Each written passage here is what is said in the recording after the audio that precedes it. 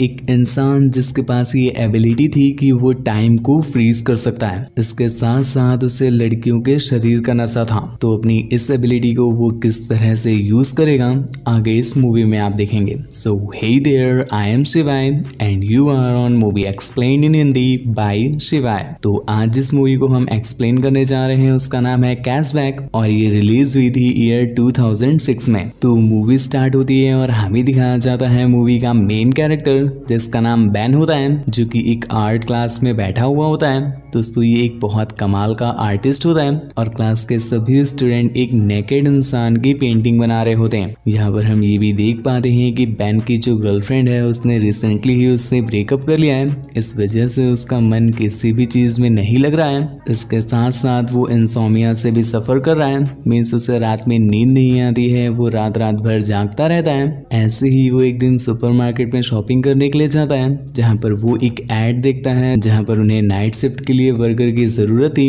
तो बेन उस जॉब के लिए अप्लाई कर देता है और उसे जॉब मिल भी जाती है। यहाँ पर उसके साथ काम करने के लिए टोटल 4 लोग होते हैं, एक वो खुद, उसके साथ साथ एक लड़की शैरन, इसके साथ साथ मैट और बैरी। दोस्तों मैट और बैरी अक्सर शॉपिंग कर रही लड़कियों के कार्ट में एडल्ट टॉयज रख देते हैं एंड जब वो चेकआउट करने के लिए आती हैं तो वो ऐसा रिएक्ट करते हैं कि उन्होंने कुछ रखा ही नहीं था। कुछ लड़कियां तो उसे हटवा देती हैं पर कुछ लड़कियां जिन्हें वो पसंद आ जाता है तो वो उसे अपने साथ ले जाती हैं। इससे इन दोनों को उनके इंटरेस्ट के बारे में पता चलता है। खैर बेन जब सैरन को देखता है तो उसे उससे पहली ही नजर में प्यार हो जाता है। वो इस जॉब में काफी ज्यादा बोर हो रहा होता है बिकॉज उसे करने के लिए कुछ ज्यादा इंटरेस्टिंग नहीं था।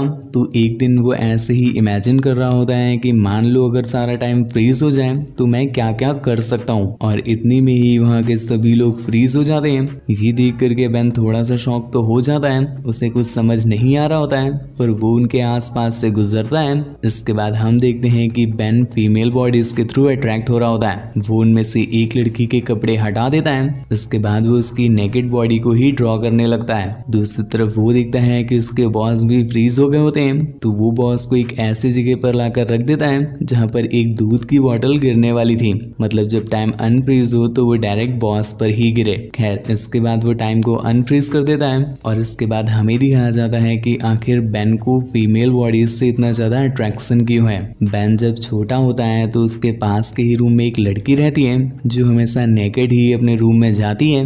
बेन जब उसे बचपन में देखा करता था तो उसे वो बहुत अट्रैक्टिव लगती थी।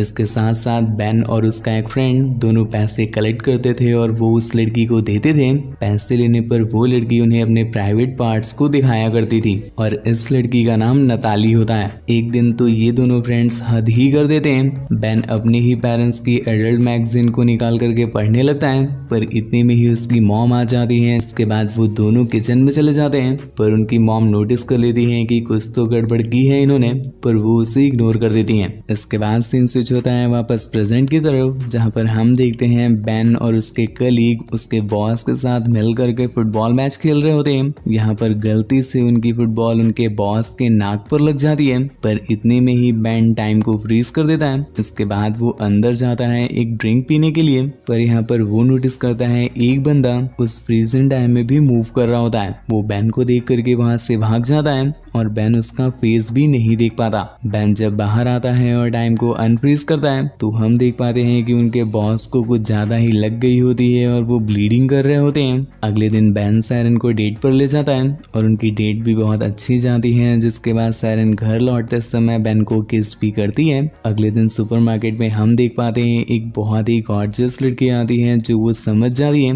कि उसके कार्ड में जो टॉयज रखे गए हैं वो उन दोनों ने ही रखे हैं, जिसके बाद उसके रिएक्शन से वो दोनों भी समझ जाते हैं कि उन दोनों के लिए ही उस लड़की ने टॉय खरीदा है। यहाँ पर बॉस उन्हें इन्फॉर्म करते हैं कि उन्होंने एक पार्टी रखी है जिसमें उन सभी को इनवाइट करते हैं। इसके साथ साथ वो बताते हैं कि आप लोगों के अलावा भी कुछ गेस्ट हैं जो बाहर से आने वाले हैं। यहाँ पर सैरन बेन से पूछती है क्या तुम चलोगे, ये भी हमारी एक डेट हो सकती है। इसके बाद बेन उसे हाँ बोल देता है। दूसरी तरफ हम देखते हैं बेन के उन दोनों कलीग को, वो बेन के साथ एक प्रैंक करते हैं और उसे कॉल करके ये बोलते हैं हम एक आर्ट गैलरी से बोल रहे हैं और हम तुम्हें अपॉइंटमेंट देते हैं हमसे मिलने के लिए, हमें आपकी आर्ट बहुत पसंद आई है। बेन ये सुनकर के बहुत खुश हो जाता है और ये बात सैरन को भी बताता है। इसके बाद वो सभी लोग पार्टी में पहुंच जाते हैं, जहां पर हम देखते हैं कि उनके बॉस ने एक प्रोस्टिट्यूट को भी बुलाया होता है। दोस्तों ये प्रोस्टिट्यूट कोई और नहीं बल्कि नताली होती है, जिससे बेन और उसके फ्रेंड बचपन में पैसे दिया करते थे प्राइवेट पार्ट्स देखने के।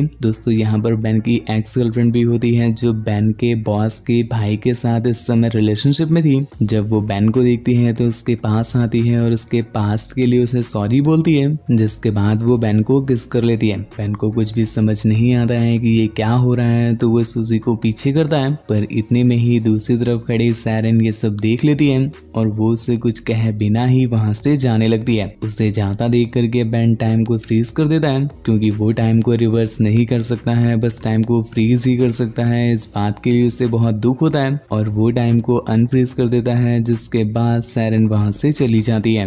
वो सैरन को मनाने के लिए, उसे सब सच सच बताने के लिए उसके घर जाता है, पर वो उसकी कोई भी बात नहीं सुनती है। जिसके बाद बेन अगले दिन वापस स्टोर में आता है, जहाँ पर वो देखता है कि सैरन की चेयर खाली है, तो वो समझ जाता है कि सैरन ने जॉब छोड़ दी है। यहाँ पर बेन की डेट भी हो गई थी उस आर्ट गैलरी में जाने की, जिसे आपने देखा था उनके ही साथ के कलीग ने उनके साथ प्रैंक किया था। तो वो डायरेक्ट ही आर्ट गैलरी में पहुंच जाता है। वहाँ का मैनेजर उसे ऐसे देख करके स्टार्टिंग में थोड़ा सा शॉक हो जाता है कि ये यहाँ पर क्या कर रहा है, इसे तो मैंने बुलाया ही नहीं। फिर वो सोचता है कि चलो आ ही गया है तो एक बार देख लेते हैं कैसी ड्राइंग बनाई है। तो बेन उसे जब ड्राइंग दिखाता है तो उसे बहुत पसंद आती है, जिसके बाद वो डिसाइड करता है कि वो इसकी ड्राइंग के लिए एक एग्जीबिशन रखेगा।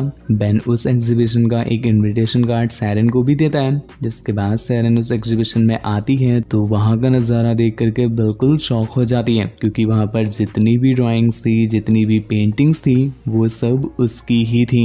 ये देख करके उसे बेन के प्यार का रियलाइज हो जाता है। तो वो बेन के पास जाती है और उसे कांग्रेस करती है उसकी अचीवमेंट के लिए। इस पर वो उसे किस भी करती है। जिसके बाद बेन टाइम को फ्रीज कर देता है ताकि वो इस मोमेंट को और भी अच्छे से एंजॉय कर सके। पर इस बार वो सैरन को फ्रीज नहीं करता है और वो दोनों वहां से बाहर चले जाते हैं। बाहर हम देख पाते हैं कि जो बर्फ गिर रही होती है वो भी फ्रीज हो गई होती है। और इसी खूबसूरत नज़ारे के साथ इस मूवी का एंड यहीं पर हो जाता है। दोस्तों इस तरह की ऐसी और भी अमेजिंग मूवीज देखने के लिए हमारे चैनल को सब्सक्राइब करना मत भूलें। और अगर आप 18+ मूवीज में इंटरेस्टेड हैं तो आप हमारे सेकंड चैनल को जरूर विजिट करें, वो आपको बहुत पसंद आएगा। मुझसे बात करना चाहते हैं तो इंस्टाग्राम पर आप फॉलो कर सकते हैं। मूवीज के लिंक वगैरह चाहिए हो तो हमारा टेलीग्राम चैनल भी आपको मिल जाएगा, लिंक आपको कम्युनिटी टैब में मिल जाएगा। Thank you, bye bye.